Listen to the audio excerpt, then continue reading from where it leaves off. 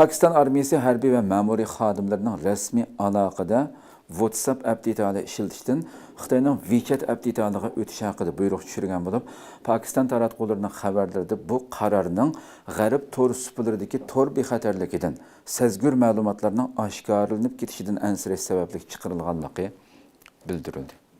Bu nima degan, ya'ni hem tragediya hem komediyada hamdi bu.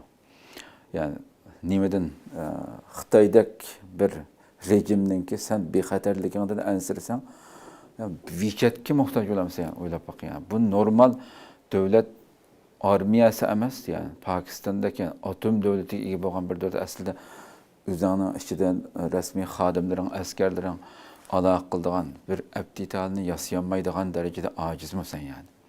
Xitoyning WeChat masalasining yeningdagi dushman Hindiston WeChat va Xitoyning TikTok nurg'un yuzlagan apdetalning hammasini butunlay ishlatishni chekladi sanadi. Bexatarlik masalasi sababli.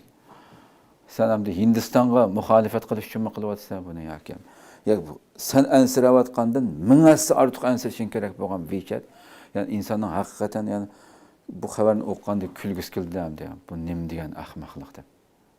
Ya bu derecedeki ahvolga tushib qolamdi insonda, bir davlat, yani bir inson, bir shirkat tushib qolmadi bu ahvolga. Kulkilik masala. Amerika Mudofaa Ministrligi Rossiya va Xitoy bilan yuz berish ehtimolligidagi to'qinishlarga qarshi qisqa musofirlik taktikalik yadro qurollari ishlatishni markaz qilgan yangi bir strategiya tayyorlayotgan bo'lib, bu planning necha 10 yildan beri davomlashayotgan yadro siyosatini tubdan o'zgartirganligi bildirilmoqda. Qadrli ko'ruvchilarimiz.